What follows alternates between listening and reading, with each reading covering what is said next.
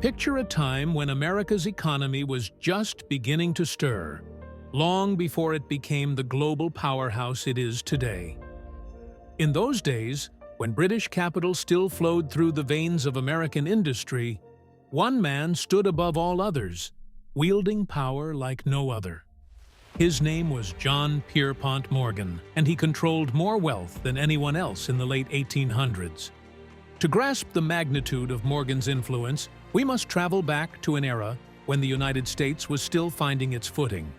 But before we delve into Pierpont's life, we must first understand the family that shaped him. His grandfather, John Pierpont, was no ordinary man, a fiery preacher with a commanding presence. He taught young Pierpont the art of persuasive speaking, a skill that would prove invaluable in the boardrooms of Wall Street. However, it was Pierpont's father, Junius Spencer Morgan, who loomed largest in his life. A highly respected figure in both American and European banking circles, Junius was determined to mold his son in his own image, cool, collected, and destined for greatness. Morgan's story begins in 1837 in Connecticut, where he was born into privilege. His father, Junius Spencer Morgan, was already a successful banker and ensured that young John received the finest education, grooming him to follow in his footsteps. However, despite his wealth, John's childhood was anything but idyllic. Plagued by a series of health issues, he suffered from seizures, rheumatic fever, scarlet fever, and debilitating migraines. Most notably, he developed acne rosacea, a condition that left his nose swollen and disfigured. This ailment, for which there was no effective treatment at the time, would haunt him throughout his life, though he took great pains to conceal it.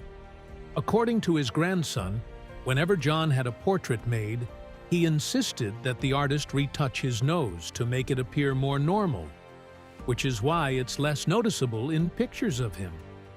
These health challenges left Morgan feeling isolated, leading him to become a solitary figure. While other children played outside, he remained indoors, losing himself in books and financial statements. When he was 15, John was incapacitated by rheumatic fever, and his father's solution was to send him to live alone on the Azores, a remote group of islands in the middle of the Atlantic Ocean. Believing the climate and salty air would aid in John's recovery, his father arranged for him to stay there for nearly a year, isolated from his family. When he was finally well enough, he continued his education. On October 1, 1854, J. P. Morgan's father, Junius, became a partner at the London-based financial firm George Peabody and Company. Shortly afterward, the Morgan family relocated to London. However, at just 17 years old, Pierpont wouldn't be staying there for long. By 1857, after studying in Boston, Switzerland, and Germany, John was ready to enter the world of finance. Thanks to his father's connections, Pierpont landed a starting role as an unpaid clerk at a small banking firm on Wall Street. One of his primary duties was to provide his father in London with updates on the latest American economic and political developments, where he quickly began making a name for himself. But John's early years in banking were marked by bold, sometimes reckless decisions that worried his father. One such gamble involved purchasing, with company money, an entire shipment of unsold Brazilian coffee, which he turned into a profitable venture. Yet, his risky behavior did not sit well with the more conservative members of the banking community, leading John to eventually strike out on his own.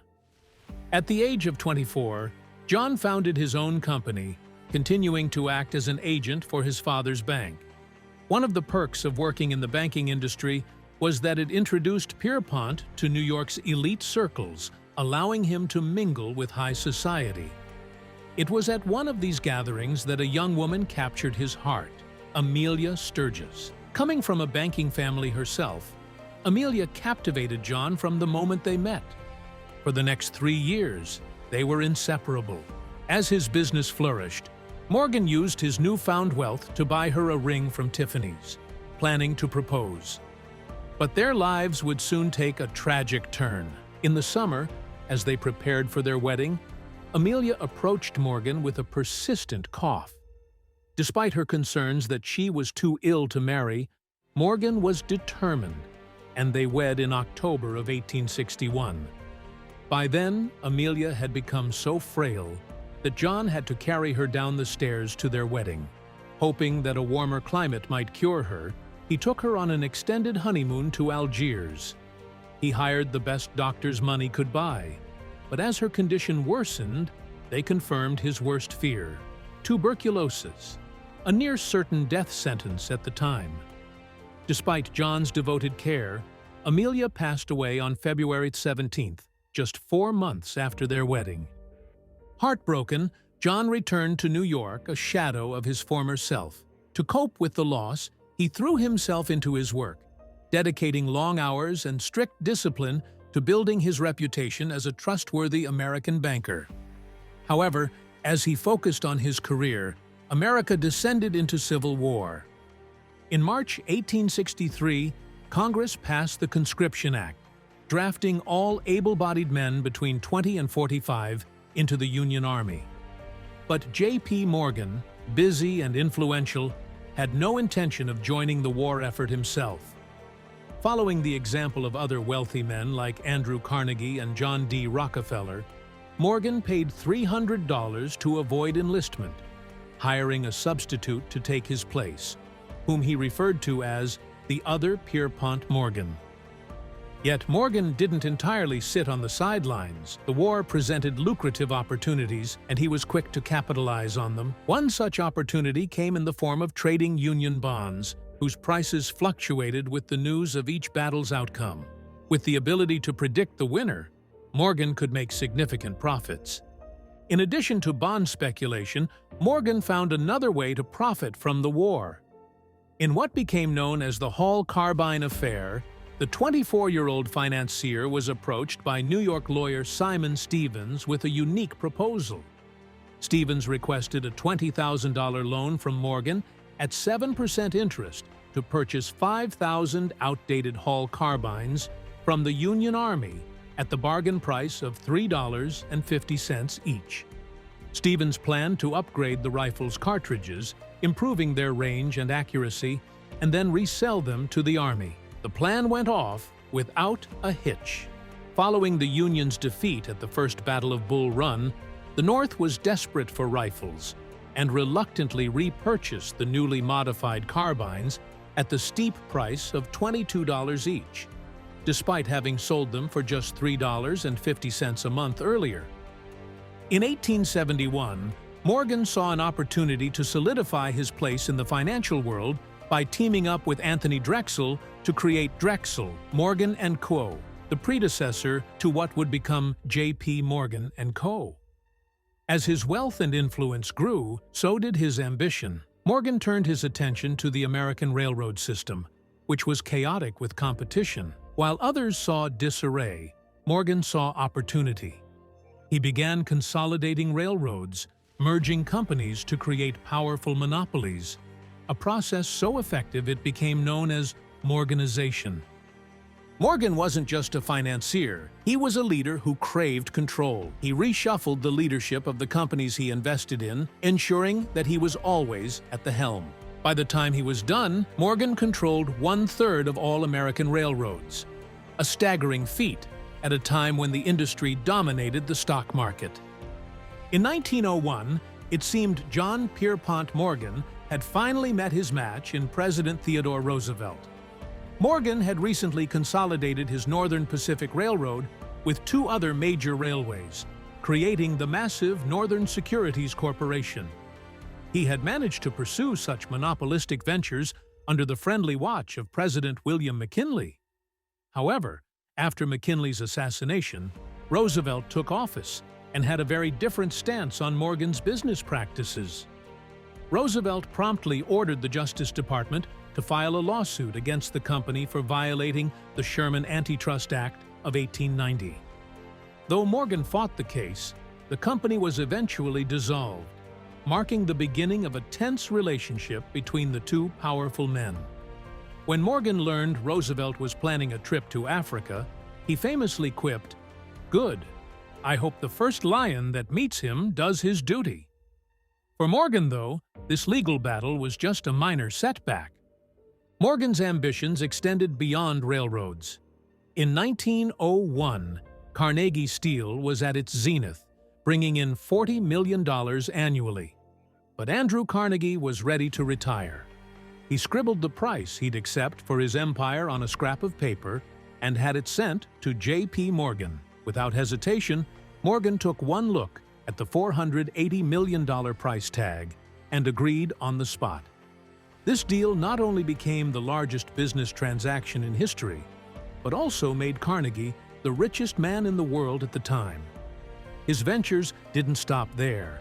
He played a key role in forming General Electric and what would later become AT&T. Morgan's knack for turning companies into giants was unmatched. Yet, his power wasn't without controversy. In 1893, the United States plunged into a devastating economic depression. After years of unchecked growth and speculative investments, the bubble burst, throwing the economy into turmoil. Stock markets crashed, wiping out nearly half their value, while thousands of businesses shut down. Hundreds of banks failed, and unemployment soared across the country.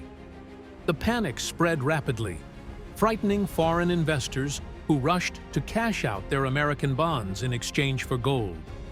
This drained the U.S. gold reserves, which were critical at the time since the dollar was tied to the gold standard. To maintain confidence in the currency, the government was required to hold at least $100 million in gold. But by 1895, reserves had dwindled to a perilous $9 million. The country was teetering on the edge of default, and as panic spread, more investors pulled their money, further depleting reserves. With no central bank to intervene, the situation grew increasingly dire. President Grover Cleveland knew the country was at a crossroads, and traditional solutions, like selling bonds to the public, wouldn't be enough. That's when John Pierpont Morgan stepped in with a bold plan. Morgan traveled to Washington and proposed forming a private syndicate of top bankers to work with foreign investors and replenish the gold reserves. His syndicate agreed to purchase $65 million in 30-year gold bonds, using 3.5 million ounces of gold. Thanks to an old Civil War statute, President Cleveland was able to bypass Congress and sign off on the deal immediately. Within just 22 minutes, Morgan's team had secured the bonds, stabilizing the market and restoring faith in the economy. Morgan had, in essence, saved the nation from economic collapse, while also securing a substantial profit for himself. Though hailed as a hero, Morgan's immense power over the economy raised concerns. His influence became a central issue in the next election, with many questioning whether his actions were driven by patriotism or profit. Yet Morgan's close ties to the government allowed him to maintain his influence. This was not the last time Morgan would play the role of financial savior. In 1907, the country faced another financial panic, with several banks on the verge of failure. Long lines of anxious customers formed outside banks to withdraw their money, sparking a dangerous run on the banking system. In desperation, the government instructed bank tellers to slow down their counting to buy time.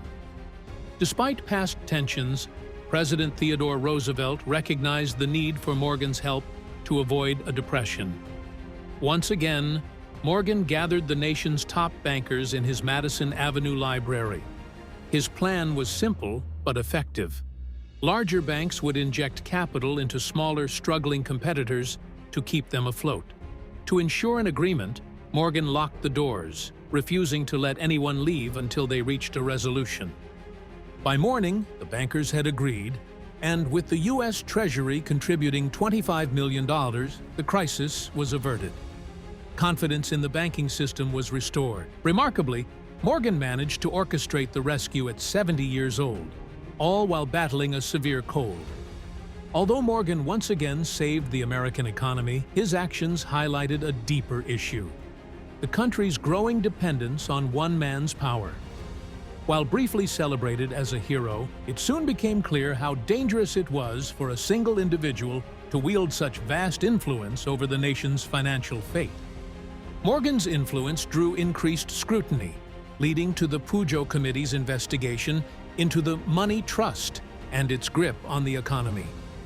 Though Morgan was a central figure in the hearings, his health was failing, and he died in 1913, never seeing the full repercussions of his financial empire. After his death, Morgan's legacy continued through his son and the firm that eventually became J.P. Morgan Chase, the largest bank in the world, with a market cap of over $600 billion and $3 trillion in assets under management. Despite the debates over his methods and motivations, there's no denying that J.P. Morgan's legacy still shapes the world of finance today. Thank you for watching. If you liked this video, make sure to hit that like button, and also don't forget to subscribe.